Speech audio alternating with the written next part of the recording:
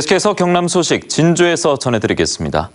개천예술제의 문학부문인 개천문학제의 시 당선작이 1시간 만에 번복되는 초유의 일이 벌어졌습니다. 어떻게 된 일인지 서윤식 기자가 취재했습니다. 어제 오후 5시쯤 개천문학제 주관단체인 진주문인협회는 일반부 시 당선작으로 김희근 씨의 연륜을 게재했습니다.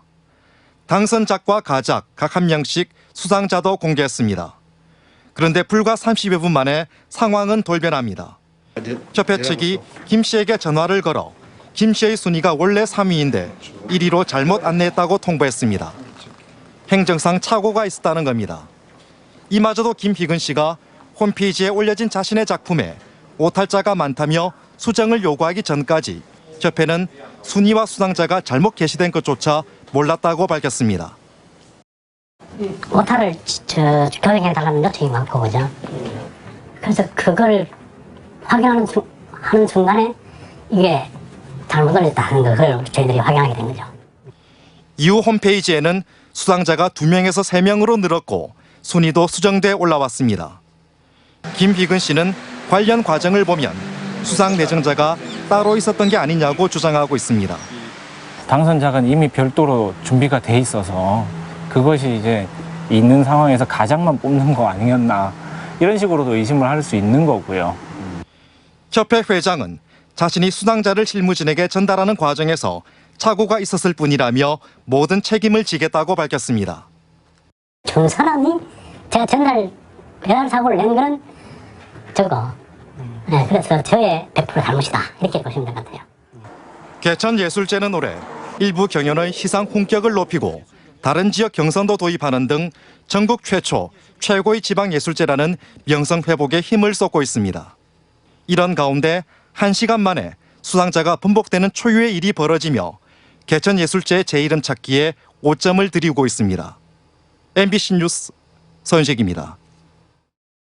한편 제69회 개천예술제 개제식이 오늘 임진대첩 개사순위단합 특설무대에서 열렸습니다.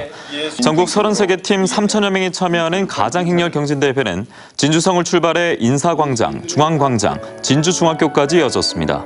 특히 이번 가장행렬엔 주독일문화원의 멀티컬처 등 해외팀과 지난 1953년 영남예술제 수상자였던 제주 우현고 관악대가 출연해 눈길을 끌었습니다.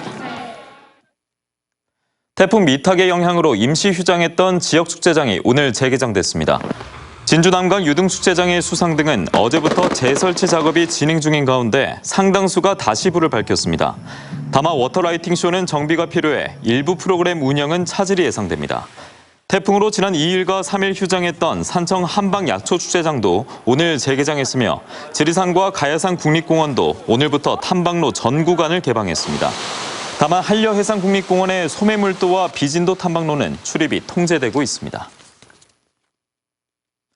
거창 지역의 오랜 갈등거리인 구치소 문제 해법을 결정할 주민투표를 앞두고 선거관리위원회가 마련한 TV토론회가 오늘 MBC 경남 창원 공개홀에서 열렸습니다. 토론회는 MBC를 통해 생방송됐는데 양측의 주장을 이준석 기자가 정리했습니다. 거창구치소의 현재 장소 추진이냐, 거창 내 이전이냐, 양측의 견해는 분명했습니다.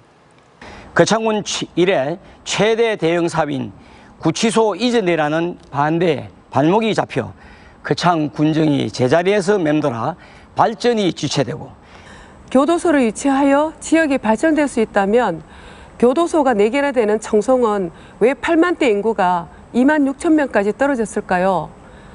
구치소를 어디에 지어야 지역 발전에 유리한지에 대한 주장도 팽팽했습니다.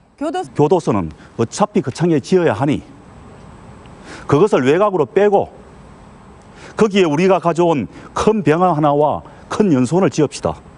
1242억이나 투입되는 거창 이래 최대의 국책사업이 거창의 새로운 빅 뉴델 정책이다. 그렇게 생각합니다. 거창구치소가 오랜 갈등거리였던 만큼 시종일관 열띤 토론이 이어졌습니다. 거창구치소 신축 사업의 시행자인 법무부는 주민투표 결과가 어떻든 수용하겠다고 밝힌 바 있습니다. 오랜 갈등의 종지부를 찍을 거창구치소 주민투표의 사전투표는 오는 11일과 12일, 본투표와 개표는 16일 치러집니다. MBC 뉴스 이준석입니다. 비가 오면 배수장 가동 문제로 다툼을 하는 이웃 마을이 있습니다. 한쪽에서는 배수장을 가동하라고 하고 다른 마을에서는 가동을 막고 있는데요. 어찌된 일인지 신은정 기자가 취재했습니다. 태풍 미탁의 영향으로 침수 피해를 입은 경남 창녕군 유어면의 한 마을. 배수장을 뒤늦게 가동해 농작물이 침수됐다며 농민들의 항의가 이어집니다. 그것도 낮에 그렇게 비가 많이 오는데도 작동을 안 시키고 밤 10시가 넘어서 작동을 시킨 바람에 물이 배수가 안 돼가 이런 현상이 나타났습니다. 이 마을과 길 하나를 사이에 둔 또 다른 마을 역시 태풍 때 침수 피해를 입었습니다. 하지만 농민들은 배수장을 가동했기 때문에 침수가 된 거라며 정반대의 주장을 펼칩니다. 젖자서 물로 퍼면은 물이 전혀 지금 배수가 안 되거든요. 물이 빠져주질 않아요. 두 마을에서 나온 물은 Y자 형태로 하나의 하천으로 합쳐져 낙동강으로 흘러듭니다. 배수장은 저지대인 왼쪽 마을에 있는데 비가 올 때 배수장을 가동하면 왼쪽 마을의 물은 빠지는 대신 합류 지점의 수위가 올라가면서 역류해 오른쪽 마을이 침수됩니다.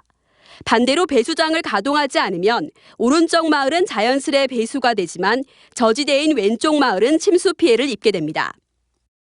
해당 지역은 경사가 거의 없어 유속이 느린 데다 시간당 30mm 이상의 집중호우가 내릴 경우 배수장 가동을 놓고 이 같은 갈등이 계속되고 있는 겁니다.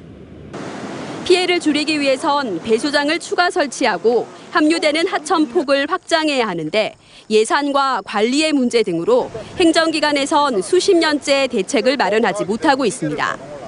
여기저기 배수를 설치해야 되는 그런 경우가 생기는데 또 한 가지 이건 짓고 나면 향후 유지 관리가 굉장히 어렵고 비용이 많이 들어가는 그런 상황이라서 본인도 한다고 해가지고 대책임을 바로 써야 됩니까? 관리 그 주체가 있는데 어떤 식으로 뭐 공사에서 뭐 조치를 할 건지 그 내용을 한번 봐야 알지. 행정기관이 대책을 마련하지 못하는 사이 좋던 이웃 마을이 비만 오면 갈등하는 악순환을 반복하고 있습니다. MBC 뉴스 신은정입니다. 제18호 태풍 미탁의 영향으로 경남 지역 곳곳에서 피해가 이어진 가운데 경상남도와 각 시군이 복구 작업에 나섰습니다.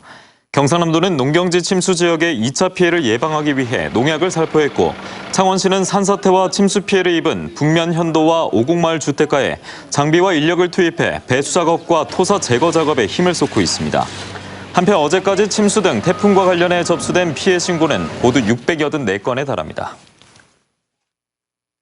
한국국제대학교에 교수노조가 설립됐습니다. 전국교수노조 한국국제대 지회는 최근 창립총회를 열어 공영형 사립대 추진, 민주적 총장 직선제 도입을 비롯해 대학 정상화를 위한 활동을 선언했습니다. 박지군 지회장은 출범 선언문에서 그동안 사학비리와 재단의 교권 탄압, 학생들의 학습권 침해 등에도 불구하고 자구책을 강구하지 못한 것을 반성하며 앞으로 대학 운영의 투명성과 정상화를 촉진하겠다고 밝혔습니다. 지금까지 경남 소식 진주에서 전해드렸습니다. 고맙습니다.